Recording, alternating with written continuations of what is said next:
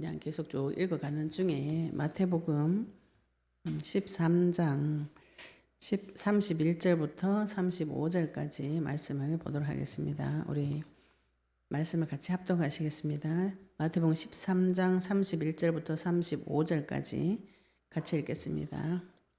또 비유를 들어 이르시되 천국은 마치 사람이 자기 밭에 갖다 놓은 겨자씨 하늘 같으니 이는 모든 씨보다 작은 것이로되 자란 후에는 풀보다 커서 나무가 되매 공중의 새들이 와서 그 가지에 깃들이느니라. 또 비유로 말씀하시되 천국은 마치 여자가 가루 서말 속에 갖다 넣어 전부 부풀게 한 누룩과 같으니라. 예수께서 이 모든 것을 무리에게 비유로 말씀하시고 비유가 아니면 아무것도 말씀하지 아니하셨으니 이는 선지자를 통하여 말씀하신 바 내가 입을 열어 비유로 말하고 창세부터 감추인 것을 드러내리라 함을 이루려 하심이니라. 아멘. 네, 오늘 말씀 제목은 드러난 비밀, 이 제목으로 말씀을 선포하도록 하겠습니다.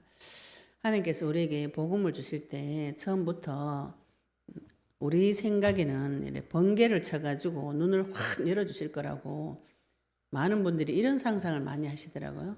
하나님께서 나에게 은혜 주실 때 막 나는 가만히 있는데 하나님께서 나를 강권적으로 흔들어가지고 막 번개를 쳐가지고 이렇게 탁 알게 해가지고 이렇게 해주실 거라고 많이 생각하시는데 그렇게 하면은 인생이 굉장히 힘들어져야 됩니다. 번개 맞으려면은 그 확률이 아주 희박하지만 번개 맞을 때는 불타는 고통이 와야 돼요. 하나님께서는 내 자녀의 고통을 별로 좋아하시지 않습니다. 그래서 내 수준에 맞춰서 천천히 이렇게 설명을 계속 쭉 해주시는 것이죠. 그러니까 내가 귀가 조금만 하나님한테 열려 있다면, 내 마음이 조금만 하나님 앞에 열려 있다면, 내가 조금만 판단 정죄를 받지 않으면 하나님 음성을 들을 수가 있어요. 하나님 음성을 왜 못 듣는가? 마귀가 지가 하나님인 척하고 와가지고 계속 판단 정죄를 계속 합니다. 계속 내 잘못했다고 뭐라 그래요. 내가 잘못한 잘못은 처음 사람 아담이 잘못한 것이요. 그걸 내한테 와가지고 자꾸 죄값을 묻는 그런 악독한 놈이 있습니다. 거기에 너무 시달리다 보니까 마음과 생각이 다 상해가지고 이제 좋은 것을 줘도 느끼지 못할 정도로 감각이 없어져 버려서 하나님 이제 더 이상 찾을 수 없는 그런 비참한 상태에서 하나님 은혜로 우리가 구원을 받은 것이죠.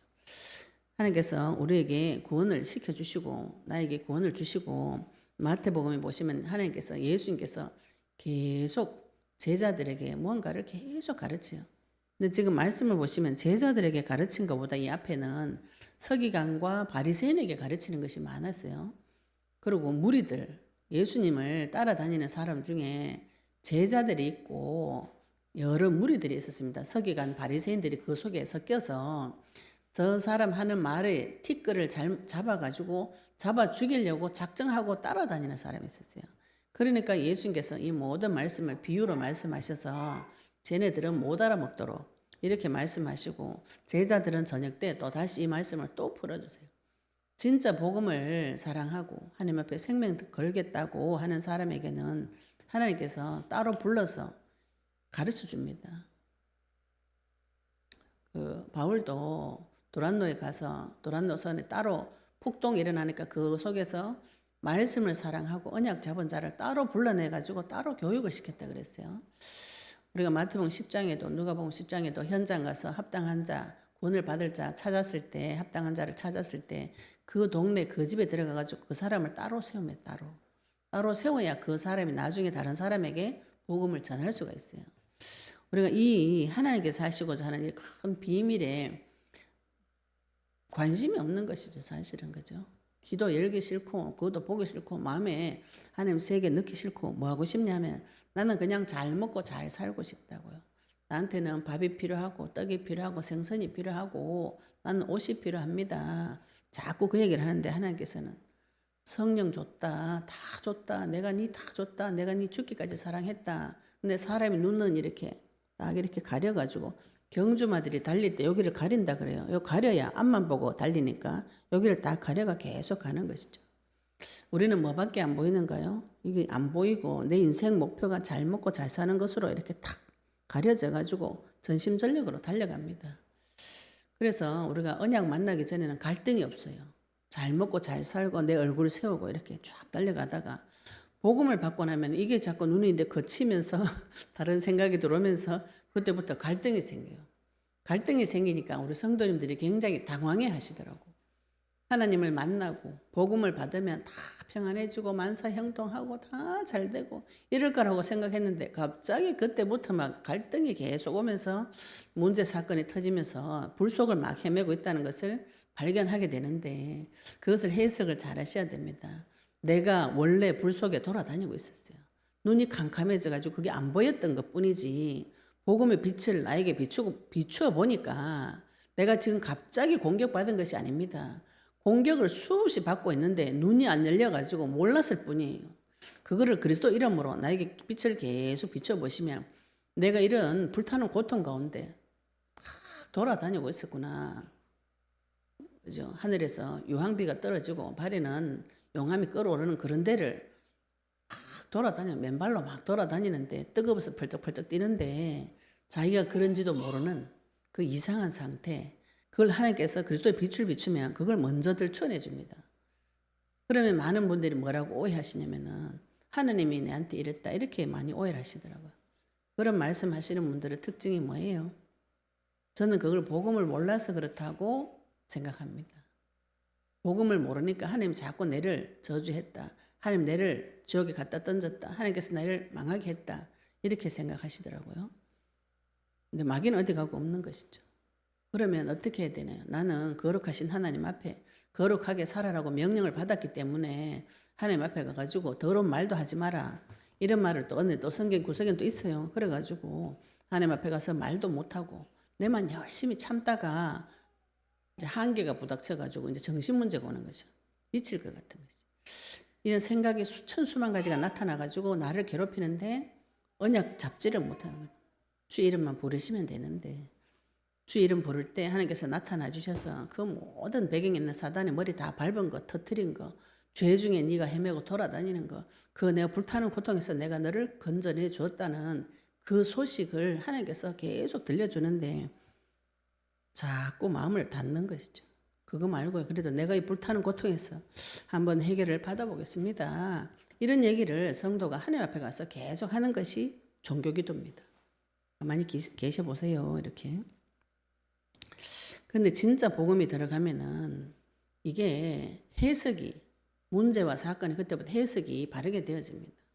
아, 내가 이 불타는 고통이 원래부터 있었고 아주 오래전부터 있었고 심지어는 우리 엄마한테 있던 거 아버지한테 있던 거 내가 나도 모르게 부지불식간에 물려받아가지고 내가 우리 엄마처럼 똑같이 살고 있구나 우리 아버지처럼 똑같이 살고 있구나 이걸 점점 파고 들어가서 올라가 보면은 저 창세기 11장에 창세기 6장에 창세기 3장까지 쭉 올라가면은 이거 원래 아담이 지은 죄네 이렇게 결론이 납니다. 눈이 이렇게 계속 열리면은 그거를 어느 놈이 와가지고 나보고 지금 계속 책임지라고 네가 오른발을 잘못 띄어서 그렇다. 네가 왼발을 잘못 띄어서 그렇다. 네가 오늘 옷을 빨간 거 입어서 그렇다. 노란 거 옷을 입어서 그렇다. 이런 엉뚱한 소리를 계속 거짓말로 판단 정죄하는 생각을 계속 들으니까 헷갈려 버리는 것이죠. 그죠? 진짜 좋으신 아버지 진짜 좋으신 주인을 만나신다면 만나보시고 주 이름을 불러서 하나님이 해결해 주시는 완전한 응답 속으로 들어가 보시면 하나님 너무 좋은 분이라는 거 아시게 돼요. 오늘 응답했다가 내일 취소되는 그런 하나님 말고 병을 고쳐줬으면 영원히 고쳐주는 내 마음의 질병이 하나님께서 손을 대고 고쳐주면 영원히 고쳐지는 저기 25년 전에 저 몇 가지 질병 치유받았는데 지금까지 재발 안 됩니다. 어떤 분은 분명히 기도해가 응답 받았는데 몇 년 뒤에 재발됐다고 그러더라고요. 그러면은 뭐 물론 자기가 이제 몸을 잘 관리한 그 잘못 관리한 그런 이유도 있겠지만은 하나님이 그러면은 응답의 기간이 한 3년 요래밖에 안 된다는 것이죠. 그죠? 하나님 주시는 응답은 완전하고 영원하고 주님 주시는 영원한 사랑, 영원한 응답을 받아보시면 그 분과의 관계를 끊고 돌아서겠다 이런 생각 잘 안 듭니다. 근데 이 천국의 비밀이 특징이 뭐냐 하면은 눈에 보이지 않는다는 것이죠. 눈에 보이지 않는 것이. 내 마음과 생각이 눈에 보이지 않는 것처럼 이 천국의 비밀은 눈에 보이지 않아요. 눈에 보이는 것은 무엇인가요? 세상이에요. 세상. 세상은 크게 보이고 하나님 나라는 눈에 보이지가 않는다는 것에 큰 문제가 있는 것이죠. 그래서 이런 걸 어떤 분이 영안이 열렸다, 영안이 열려야 된다 이렇게 이야기하니까 또 영안을 또 귀신을 보는 걸 영적 세계를 본다고 해가 귀신을 막 보려고 또 많은 분들이 노력해가지고 귀신 부르는 기도를 교회가 자꾸 합니다. 귀신 부르는 기도를 성령님 어서 오시옵소서 환영합니다. 이 법을 모르는 얘기죠, 그죠? 성령은 그리스도를 통해서만 받을 수 있어요. 그러면 성령을 받고 싶다면 그리스도를 영접하셔야 되는데 그리스도 빼고 성령님 오세요 오세요 환영합니다 이런 거 귀신 부르는 연불 같은 기도를 해가지고 막 귀신 들려가지고 영적 세계를 본다고 막 사단을 봤다 귀신을 봤다 내가 하나님을 봤다 커튼 뒤에 있더라 뭐 문 열어놓게 있더라 막 이런 얘기를 하시는 분들이 많이 있어요. 네, 그 많이 속은 겁니다. 하나님은 영이라는 건 눈에 보이지 않아요. 오늘 말씀에 비유의 말씀을 보실 때 31절에 또 비유를 들어 이르시되 천국은 마치 사람이 자기 밭에 갖다 심은 겨자 씨 하늘 같으니 이는 모든 씨보다 작은 것이로되 자란 후에는 풀보다 커서 나무가 되며 공중의 새들이 와서 그 가지에 깃들으니라. 여러 가지 씨들이 많이 있죠. 그죠? 우리가 뭐 심으면 채소를 심을 때 씨들이 여러 가지 씨들 중에 있는데 겨자씨가 이게 실제로도 모든 씨 중에 제일 작다 그래요. 잘 안 보일 정도로 작다 그래요. 그런데 이게 들어가가지고 싹이 나가지고 자라면은 풀보다 크고 나무가 돼서 뭐냐면 공중에 새들이 와서 그 가지에 깃들일 정도로 아주 눈에 보이지 않는 작은 것이 우리가 하나님께서 나에게 주신 이 말씀이 내가 처음에 느낄 때는 아주 눈에 작은 아주 이렇게 내 눈에 하찮게 보입니다. 그리스도가 내 눈에 아주 굉장히 하찮게 보여요. 그런다고 되겠나 그래도 뭔가 노력을 해야지 이런 생각이 계속 들어오고 주의 이름 부른다는 게 잘 안 믿어져요. 그리고 이 천국은 눈에 보이지 않기 때문에 그 가치를 발견하는데 영혼이 안 열리고는 가치 발견 안 됩니다. 하나님께서 천국을 그래서 감추어 놓았다고 이렇게 표현하시죠. 누구를 감춰 놓으시나? 하나님을 감추어 놓으셨다고 이렇게 표현을 많이 성경에 보시면 또 비유로 말하되 33절에 천국은 마치 여자가 가루 서말 속에 갖다 전부 부풀게 한 누룩과 같으니라. 겨자 씨도 눈에 잘 안 보이고 이 지금 33절에 가루 서말 속에 갖다 넣은 전부 부풀게 한 누룩 이거는 지금은 우리가 이제 효소 이스트를 써가지고 반죽해가 넣는데 요때는 반죽한 떡을 이렇게 잘라가지고 놔뒀다가 같은 밀가루하고 겹쳐가 이렇게 반죽을 해가지고 놔두면 이게 부풀어진다고 그러네요. 그러니까 이게 효소를 아예 넣으면은 이게 효소가 들어갔다 이렇게 알 건데 밀가루하고 똑같은 반죽을 이렇게 뜯어가지고 효소가 들어가 있는 이렇게 부푼 빵을 한 부분 잘라가지고 놔뒀다가 다른 반죽하고 섞어가지고 놔두면 이게 또 이렇게 쭉 퍼진대요. 이 시대 때는. 그러니까 이 속에 누룩이 들어갔다는 것도 눈으로 구분이 안 되는 것이죠. 그냥 같은 밀가루 반죽이에요. 그것이 옆에 번져가지고 다랗게 이렇게 가루 서말이라면 엄청 큽니다. 이게 엄청 커가지고 부풀어지는 그 일을 한다고 이렇게 말씀을 하고 계세요. 하나님께서 우리 눈에 보이지 않는 세계에 계시면서 큰 일을 하는데 엄청 큰 일을 하는데 이 일은 자기에게 정해준 사람한테만 가르쳐 주시는 것을 계시라고 그래요. 그래서 우리가 기도를 하나님 앞에 가서 먼저 하실 것이 나한테 계시해 달라고 이 기도를 먼저 하셔야 됩니다. 하나님께서 나에게 먼저 그의 나라 그의 의를 구하라고 명령하신 이유가 이거는 하나님께서 눈을 열어주셔야만 되는 일이기 때문에 그럼 전혀 남들이 이렇게 봐서 표가 안 나요. 그리고 실제로도 저희들이 이 교회 같은 거를 보시면은 이제 이렇게 작게 시작했다가 이렇게 쭉 커지는 것이죠. 이거를 좀 어려운 말로 뭐 그냥 신학적으로 계시의 점진성 이렇게 표현합니다. 하나님께서 처음에 복음을 주실 때에 아주 표시 안 나게 내 마음속에 새겨 넣어가지고 주실 때 처음에 복음을 받으면은 너무너무 좋아요. 하나님 만나 너무 좋은데 지식은 없는 상태, 그냥 감정적으로 좋은 상태에서 이 씨가 들어가가지고 점점 자라면 하나님을 점점 알게 되죠. 내 개인적으로도 복음은 점진적으로 계시가 되어집니다. 점진적으로 눈이 열리고 또 사탄도 점진적으로 쫓겨나요. 내 지경도 하나님께서 서서히 넓혀주시고 내 속에 있던 사단의 세력 무력화되어지는 것이 서서히 무력화되어집니다. 이거를 조급한 분들은 갑자기 급작스럽게 하시고 싶은데 급작스럽게 하시면은 내가 힘들어요. 하나님은 다 순간적으로 바꿔줄 수 있지만 내가 견디기 힘듭니다. 이거는 사람이 변하고 오려면은 완전히 인생이 박살이 나야 되기 때문에 굉장히 마음이 힘드는 걸 겪으셔야 돼요. 그래서 하나님께서 그 과정을 서서히 이렇게 가르쳐 주시는 거죠. 내 속에서도 그리스도가 서서히 계시가 되어집니다. 그리고 이거 이제 또 겨자씨 이 나무 비유는 다니엘서에 보시면은 나무가 무성하다는 이 비유를 바벨론 나라가 왕성해지는 것을 나무가 무성해져 가지고 그 나무에 온갖 새들이 깃들인다 이런 표현을 쓰는 부분이 다니엘서 4장에 있어요. 그럼 이거는 이 나무는 영적으로 보면은 나라를 비유한다고 하실 수 있겠죠, 그죠?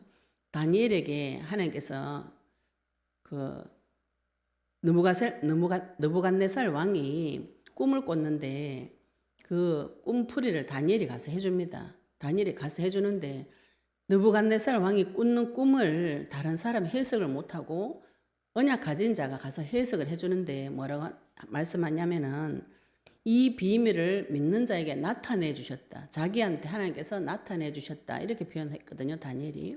그래서 그 나무의 비유에 대해서 왕이 꾼 꿈을 해석을 해줄 때 그 큰 나무는 바벨론 나라라고 이렇게 이야기를 해요. 바벨론 나라가 커가지고 그때 순간적으로 초강대국이 되었습니다. 그래서 이스라엘도 바벨론의 포로가 된 것이고요. 느부갓네살 왕이 전 세계를 다스리는 왕이 되어졌어요. 그럼 이 나무도 나라를 비유한다면 천국의 나라를 비유하는 것이죠. 천국이 내한테 작게 들어왔지만 그 나라가 점점 커져서 지금 전 세계 만방에 퍼졌잖아요. 지금 창세기 3장에 나타난 그 뱀의 머리를 밟으러 오실 때에 하나님께서도 여자의 후손으로 와서 눈에 보이지 않는 아주 작은 언약 같지만 이것이 전 세계에 퍼져가지고 아브라함 한 명 불러가지고 지금 이 그리스도가 전 세계적으로 퍼졌습니다. 전 세계적으로 퍼져 있는데 굉장히 큰 일인데 은밀한 일. 그리고 하나님께서 이 사실을 나타내는 자가 따로 있다. 이게 지금 말씀의 핵심이에요. 나에게 계시를 받은 자, 택정함을 받은 자에게 이 복음의 비밀이 계시가 되어진다. 이렇게 되면은 받는 사람 입장에서는 답답하죠, 그죠? 내가 노력해가지고 뭔가를 얻는 것이 아니고 하나님께서 나를 정해 주셔야 되는데 하나님께서 나에게 나타내 주셔야 되는데 누구에게 나타내 주시는가? 그런 고민을 좀 하시는 게 좋겠죠, 그죠? 다행히도 말씀에 하나님께서 이 땅에서 하나님을 찾는 지각이 있는 자가 있는가 싶어서 하늘에서 굽어 살피신다 그랬어요. 내가 하나님을 찾는 간절한 마음, 잠언서에 보면 주님을 간절히 찾을 때 하나님께서 만나 주신다 그랬어요. 하나님 그렇게 악독한 분이 아닙니다. 내가 하나님을 간절히 찾을 때 하나님께서 나에게 와서 만나 주신다고 약속하셨는 것이 하나님께서 나에게 자기 자신을 나타내신 것을 말해요. 모두에게 나타내지 않고 그 간절히 찾는 그 사람, 언약 붙잡고 기도하는 그 사람에게 하나님께서 자기 자신을 나타내 주시는 것이죠. 처음에는 이스라엘에 나타내 주셨고 이스라엘을 통해서 전 세계에 하나님 독생하신 하나님이 자기 자신을 나타내셨다. 이렇게 표현하고 있습니다. 이거를 하나님께서 예수님께서 또 천국의 비유를 34절에 보시면 예수께서 이 모든 것을 무리에게 비유로 말씀하시고 비유가 아니면 아무것도 말씀하지 아니하셨으니 자기를 잡아 죽이려고 하니까 비유로 말해야 되죠, 그죠? 그리고 택함 받은 자에게는 제자들에게는 이 비유를 풀어주시고 또 성령이 들어가서 눈이 열린 사람은 비유가 해석이 되어집니다. 우리 어디 집사님 어제 그러시더라고요. 성경책을 한동안 안 읽다가 이 복음을 계시를 받고 성경을 읽어보니까 뭐 이게 이런 뜻이었어? 이런 뜻이었어? 전혀 다른 관점으로 해석되어져서 너무 놀랐다 그러더라고요.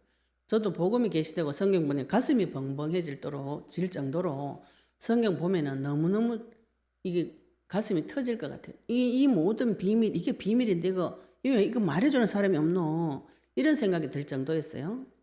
하나님께서 나에게 눈을 열어서 성경을 보여주시면 전혀 가슴에 총말 맞지 않고 찔리지 않고 율법적으로 찔리지 않고 하나님의 비밀 속으로 깊이 들어올 수 있습니다. 성경 읽을 때마다 기뻐져야 되는데 성경 읽을 때마다 슬프고 괴롭고 마음이 짐이 가득 오게 되고 이렇게 됩니다. 지금 성경 복음 없이 성경 읽어보시면.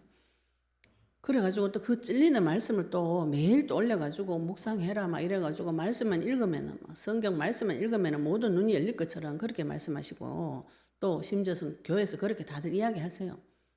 그 성경에서 말씀하시는 그 말씀은 그리스도를 말합니다. 그리스도의 말씀을 계속 묵상하시고 계속 입에 넣고 주야로 묵상하셔야 눈이 열려가지고 하나님께서 내한테 대화하는 거를 말로 받아올 수가 있는데 그리스도 없이 성경 말씀 보니까 계속 저주 준 것 같아요. 오늘 말씀도 언뜻 보면은 무리한테는 안 가르쳐주고 제자들한테만 가르쳐주면 그럼 나는 제자 안 됐나? 또 어떤 분 이렇게 비관해가지고 나는 제자가 안 됐나? 막 이렇게 비관할 수가 있어요. 좋으신 분은 안 보이고 이렇게 되거든요.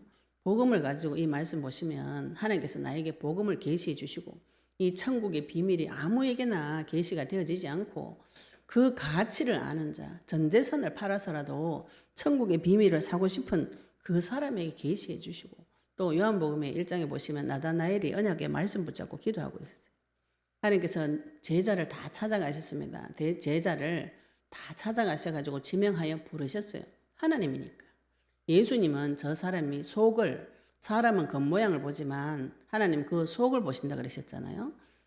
우리는 저 사람 속에 뭐가 들었는지 몰라요. 그 사람이 하는 말을 그대로 액면 그대로 받고 진짜로 예수님 사랑한다고 하면은 사랑하는 줄 알고 믿는데 나중에 행동하는 거 보면 엉뚱한 행동을 합니다.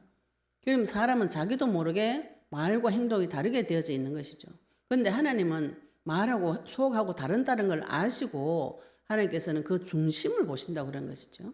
중심을 보시고 나다나엘에게 직접 찾아가셨어요. 제자들 불러가지고 나다나엘에게 찾아가셔가지고 베드로에게도 찾아가셨고 베드로에게도 내가 너희로 사람 낚는 어부가 되게 하리라 먼저 예수님께서 지명하여 부르셨어요. 무엇을 보고 부르셨는가요? 베드로에게 물고기 못 잡는 그 문제 하나님께서 해결해 주면서 베드로가 순종하고 베드로가 예수님에게 당신은 하나님 아들입니다. 그리스도입니다. 하나님이라고 인정하고 베드로가 꿇었어요.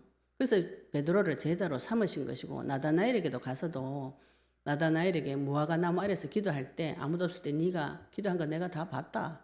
이렇게 하니까 나다나엘이 당신은 하나님 아들 이스라엘 임금입니다. 이렇게 말해. 둘 사이가 하는 대화가 그거예요. 우리가 볼 때는 무슨 전혀 생뚱맞은 소리 같지만 나다나엘은 하나님의 아들 이민족에게 오랫동안 계시해 주셨던 민족의 약속, 메시아 약속 붙잡고 계속 기도한 것이죠.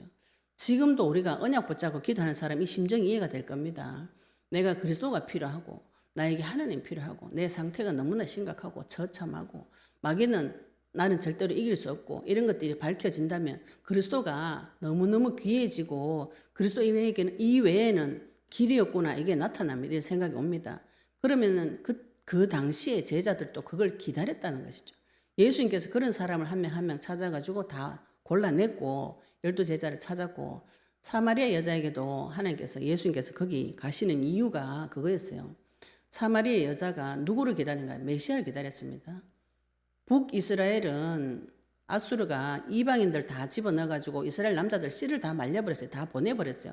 혼족 정치를 펼쳐가지고 언약 자체가 다 사라져서 남유다 사람들은 북이스라엘 사람들하고 대화 안 해요.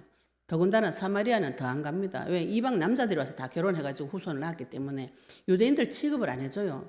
그런데 예수님이 유대인으로 태어났는데 그 사마리아의 뜨거운 햇볕 아래에 그 여자 혼자 있는 데를 예수님 찾아가세요. 찾아가셔가지고 거기서 또 제자들을 또 다 보내요. 12제자들을 다 보내버리고 예수님하고 이 사마리아 여자하고 둘이서 이야기해요. 둘이서 이야기하는데 그 여자 고백이 뭐냐 하면 메시아 그가 오시면 우리에게 모든 것을 가르쳐 줄 것이다. 그러면 그 여자는 무엇을 잡고 기도하고 있었는가요? 메시아 언약을 잡고 기도한 것이죠. 그죠? 그래서 청년 예수님한테 뭐라고 하냐. 예수님이 물 달라고 하니까 이 여자가 물 떠주면서 하니까 예수님이 엉뚱한 소리 하죠. 네 남편 데리고 와라. 그러니까 그런 이야기 시작해가지고 이 여자의 과거를 하나님께서 해석을 쭉 다 해주시니까 여자가 깜짝 놀라서 동네에 가가지고 전도를 그렇게 합니다. 내가 행한 모든 일을 내게 말한 그 사람이 메시아 아니냐 이렇게 전도하거든요. 그래서 우리가 언약 붙잡고 기도하시면 내가 행한 모든 일을 하나님께서 다 가르쳐 주시게 되어 있어요. 이게 내 속에 깊이 들어오는 것이 지금 우리가 하고 있는 언약 기도입니다. 언약 잡고 하는 기도예요. 언약 잡고 기도를 하셔야 하나님께서 나에게 자기 자신을 드러내고 계시해 주실 수가 있는 것이죠. 언약을 잡은 자는 점점 더 깊이 복음이 계시가 되어집니다. 뒤로 이렇게 후퇴가 잘 안 됩니다.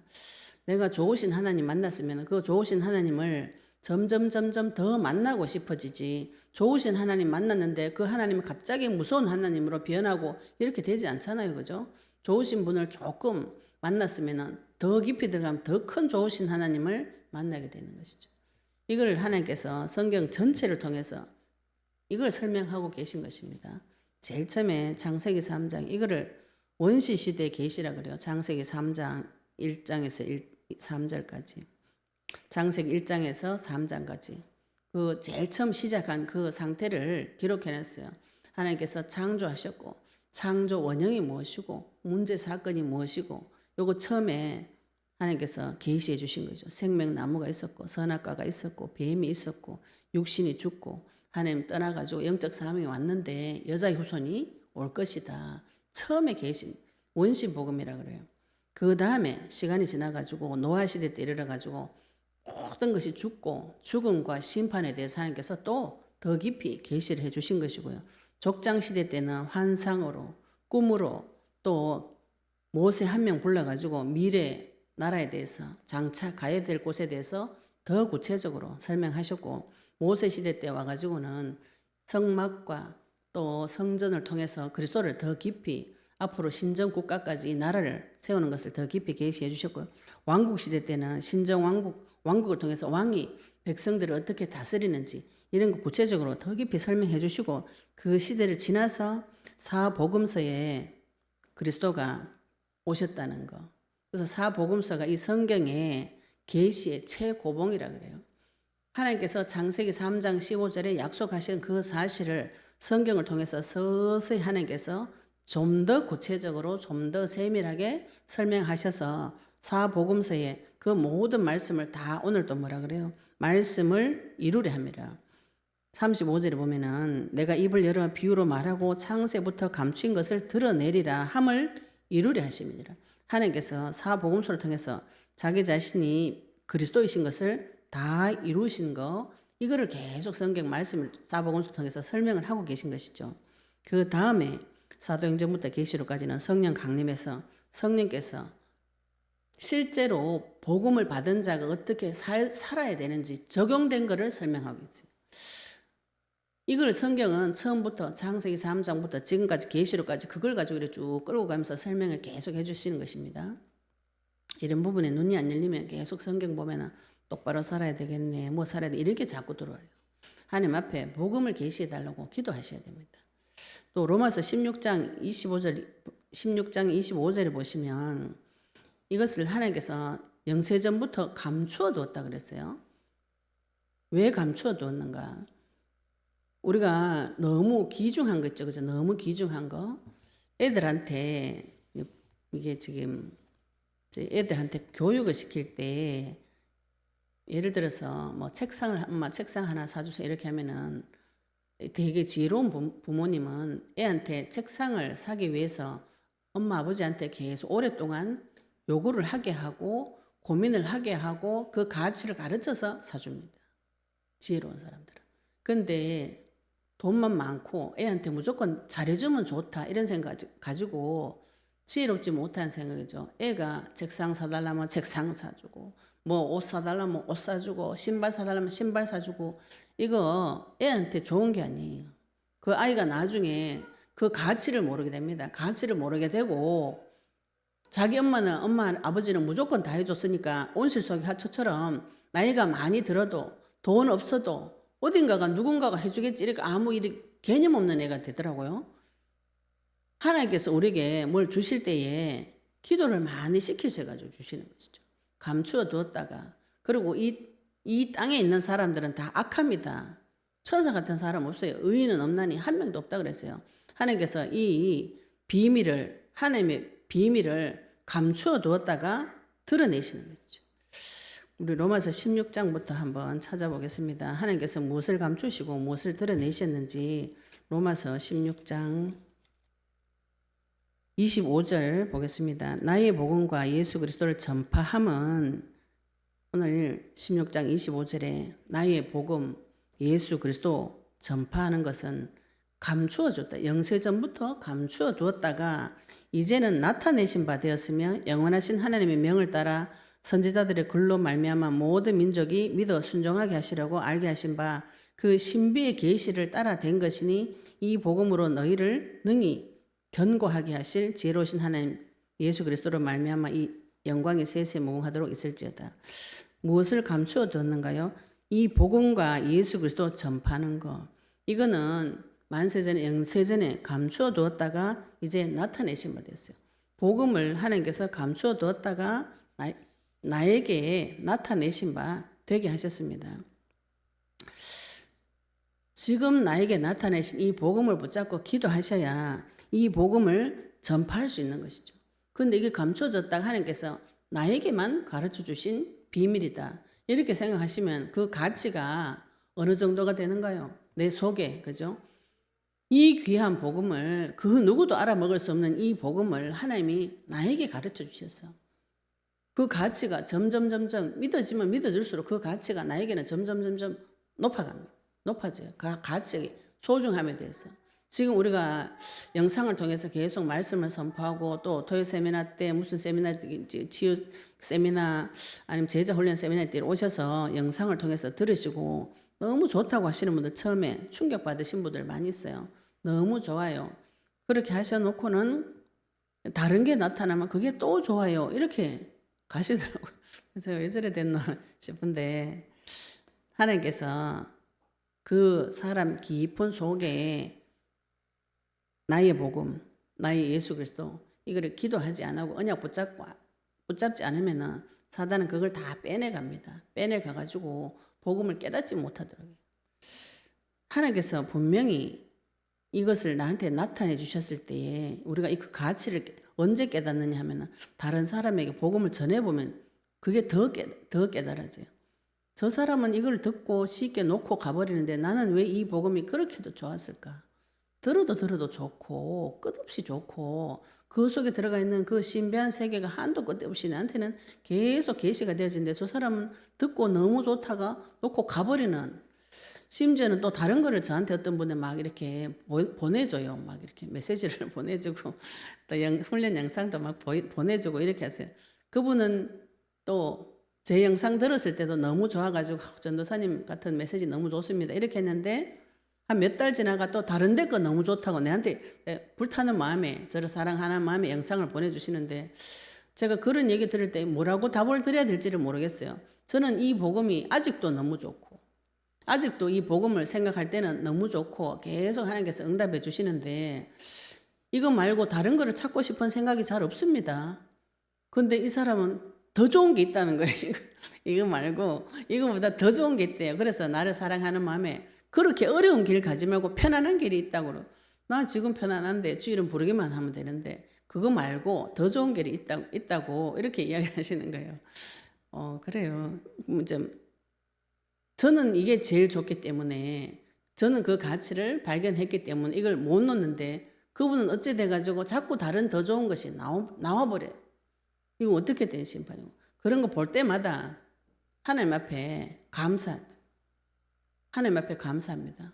이렇게 못 알아먹는 복음을 나한테 가르쳐 주시니까 이게 웬 횡재고 웬 은혜인가, 이런 생각이 볼 때마다 드는 것이죠. 하나님께서 신비의 계시를 나에게 나타내 주셨고 또 요한일서 3장 8절에도 하나님 아들이 나타나신 것은 마귀를 멸하려면서, 하나님께서 자기 자신을 나타내셔서 왕으로서 이 땅에 오셔서 하나님 아들로 나타내 주신 이유에 대해서 분명하게 말씀하고 계십니다. 어떻게, 왜 자기 자신을 나타내셨는가요? 우리 또 요한일서 3장 8절 말씀을 한번 찾아보도록 하겠습니다. 내일 읽는 기도하는 내용이지만 요한일서 3장 8절에 죄를 짓는 자는 마귀에게 속하느니 마귀는 처음부터 범죄함이라. 하나님 아들이 나타나신 것은 마귀를 멸하심이니라. 하나님께서 왜 나타나셨는가요? 마귀 일을 멸하려 나타나신 것이죠. 그리고 또 하나님께서 자기 자신을 어떤 식으로 나타내시는가? 창조주께서 요한복음 1장 18절에는 하나님 본 사람이 없는데 독생자 그리스도를 통해서 자기 자신을 나타내셨고, 나타내신 이유는 마귀를 멸하려고 하나님 아들이 나타나셨다고 말씀하셨어요. 또 요한복음 16장 14절을 한번 보겠습니다. 요한복음 16장 14절.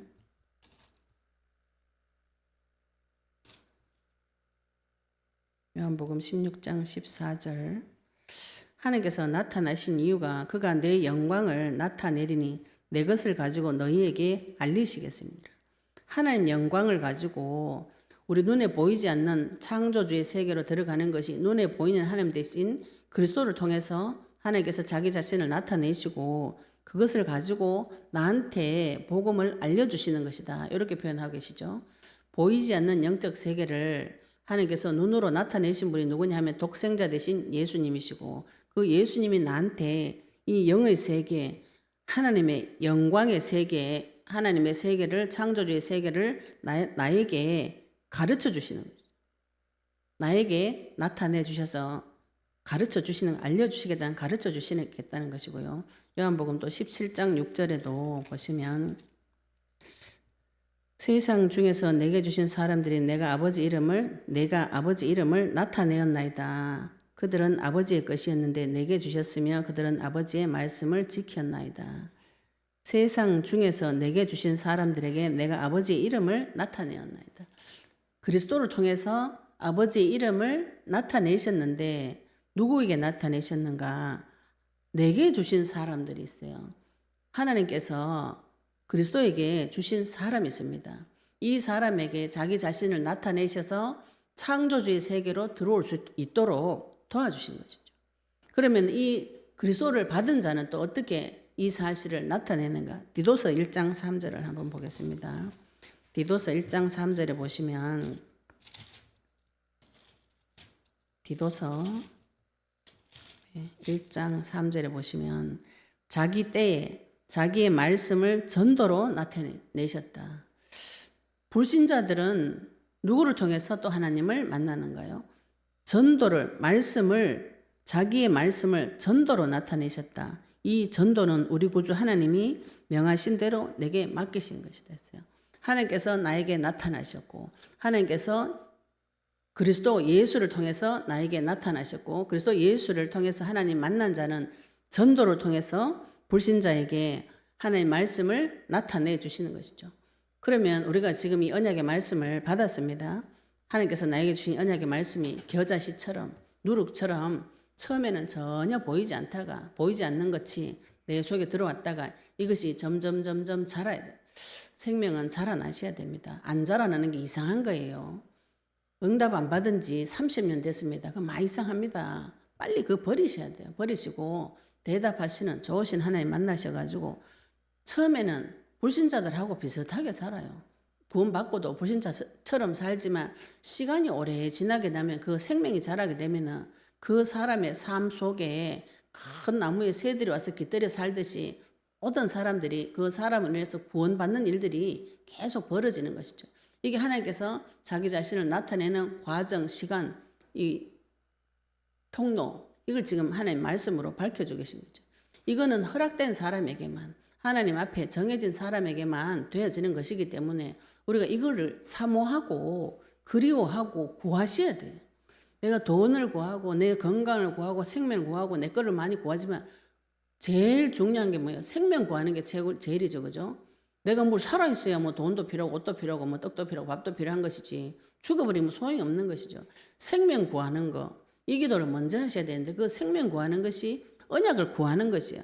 하나님 나한테 생명 주세요. 이렇게 말하는 것이 그리스도를 주세요. 그 그리스도가 하나님의 의고 하나님의 나라라는 거, 이거는 구하는 자에게 하나님께서 반드시 계시해 주시는 것이죠. 우리 기도 내용이 어떤 것인가요?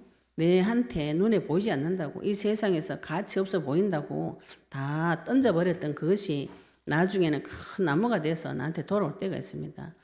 지금 언약의 말씀 붙잡으시고 하나님께서 나에게 주신 굉장히 작아 보이지만 주 이름 부르는 그 훈련을 계속 해보시면은 어느 날 내 삶이 큰 나무가 되고 그 하나님 나라가 크게 번져가지고 많은 사람을 살리는 나무가 되고, 누룩처럼 그 사람 속에 들어가가지고 나도 모르게 표시 안 나게 그 사람 영혼을 바꾸는, 마음과 생각을 치유하고 회복시켜주고 모든 것이 강건하게 되어지는 그 일을 하는 일이 그리스도입니다. 겉으로 보기에도 나무가 크게 자라고요. 누룩은 눈에 보이지 않는데 내 속에서 깊은 변화를 주는 그런 일들이 벌어지는 것이 복음인 것이죠. 나의 복음, 예수 그리스도. 지금 하나님께서 나에게 그 계시를 주셨어요. 그 언약을 붙잡고 깊이 기도하셔서 내가 또 다른 사람에게 이 그리스도의 비밀을 나타내도록, 하나님께서 지금 나타내셔서 하나님을 만나지 못하도록 방해하는 마귀의 일들을 다 멸하시고 나를 통해서 그리스도 계시해 주셔서 이 계시를 통해서 전도로 자기 자신을 나타내는 일에 하나님 앞에 쓰임받는 일꾼 되시기를 예수 그리스도 이름으로 축복합니다. 네, 우리 오늘 받은 말씀 가지고 같이 기도드리시겠습니다. 하나님, 나에게 이 비밀을 감추어 주신 이 비밀을 나에게 계시해 주시니 감사합니다. 기도하시고 이 드러난 비밀을 전 세계 만방에 전하는 자 되도록 기도하시고요. 또 내 속에 나도 모르게 들어왔던 이 비밀로 인해서 내가 외형적으로도 자라고 심정적으로도 자라서 강건한 자가 되어서 전도로 그리스도를 나타내는 자 되게 해달라고요. 우리 오늘 받은 말씀 가지고 같이 동성으로 기도드리시겠습니다.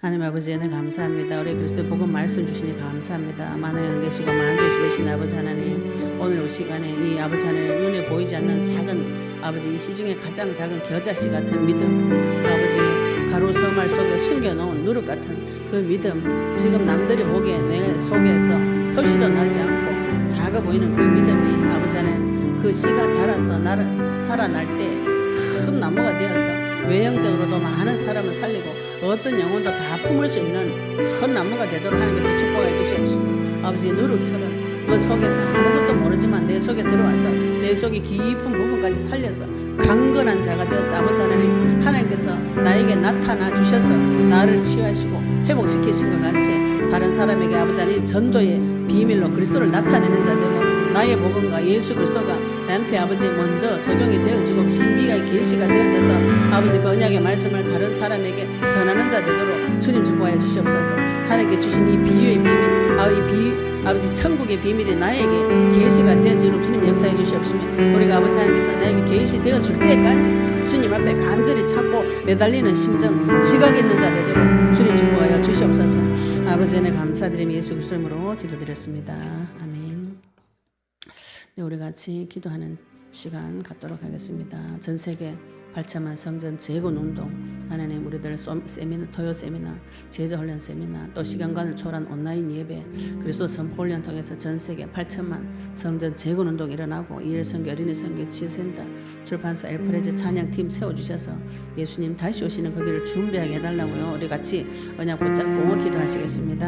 하나님 아버지 은혜 감사합니다. 우리에게 그리스도의 복음의 말씀 주시고 예수님 다시 오시는 그 길로 우리를 불러주시니 감사합니다. 아버지 하나님, 저희들이 시공간을 초월한 이 온라인 예배, 오프라인 예배를 통해서 아버지 하나님, 예수님 다시 오시는 그 길을 준비하고 또 제자 훈련 세미나, 토요 세미나, 그리스도 선포 훈련을 통해서 전 세계 8천만 성전 재건 운동의 꿈을 꾸고 도전할 수 있도록 인도해 주시니 감사합니다. 아버지 하나님, 저희들이 8천만 성전 재건 운동을 위해서 80억 명 인구 중에서 1% 아버지 8천만 명 제자 찾고 그 무너진 성전 재건되어져서 아버지 하나님 그 모든 영혼들이 살아나서 이 그리스도의 비밀을 나타내는 자 되도록 주님 축복해 주시옵소서. 이 비밀을 꿈을 꾸고 이 일을 꿈을 꾸고 도전하는 아버지 각자 우리 성도님들에게 눈 열어 길을 열어주시옵시며 성령으로 충만케 역사해 주시옵소서.